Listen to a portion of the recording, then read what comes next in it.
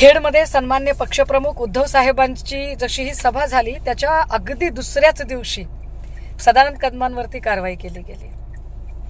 असे अनेक घटनाक्रम सांगता येतील, पण कालचा महत्त्वाचा घटनाक्रम जनता न्यायालयामध्ये नार्वेकरांची कूटनीती, भाजपचं राजकीय षडयंत्र आणि शिंदे गटाचा जो सगळा छुपा दावा होता, या सगळ्या गोष्टींना ज्या पद्धतीने उघडं पाडलं, उभ्या महाराष्ट्राने काल जनता न्यायालय आणि महापत्रकार परिषदेमध्ये सादर केलेले सगळे पुरावे बघितले।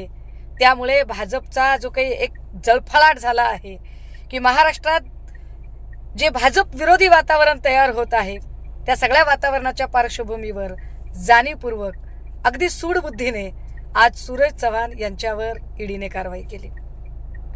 ही कारवाई करताना कदाचित भाजपाचा हाही हेतू असेल की निवडणुका तोंडावर आलेल्या असताना अशा पद्धतीने कारवाई करायची, सगळीकडे घबराटीचं वातावरण तयार करायचं, जेणेकरून सन्मान्य पक्षप्रमुख उद्धव साहेबांच्या सोबत कुणीही उभाच नाही राहिला पाहिजे। पण भाजपा भ्रमात आहे।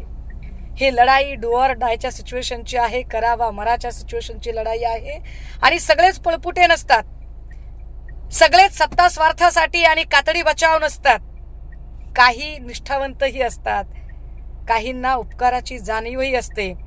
सगळ्यांना सावली देणारं झाड आज उन्हात आहे। ज्या झाडाने सावली दिली त्या झाडाच्या मुळाशी घाव घालण्याचा प्रयत्न शिंदे गटासोबत जात गद्दारी केलेल्या लोकांनी आता केलेला आहे। परंतु ते झाड वाचवण्याची जबाबदारी महाराष्ट्रातल्या प्रत्येक शिवसैनिकाची आहे। तुम्ही अशा कितीही कारवाया केल्या तरीही शिवसेना कालही उद्धव साहेबांची होती, आजही ती उद्धव साहेबांची आहे, ती उद्याही उद्धव साहेबांची राहील। देश विदेशातील प्रत्येक घडामोडींचे लाईव्ह अपडेट मिळवण्यासाठी आता साम टीव्हीच्या सर्व सोशल मीडिया प्लॅटफॉर्मला लाईक, फॉलो आणि सबस्क्राईब करा।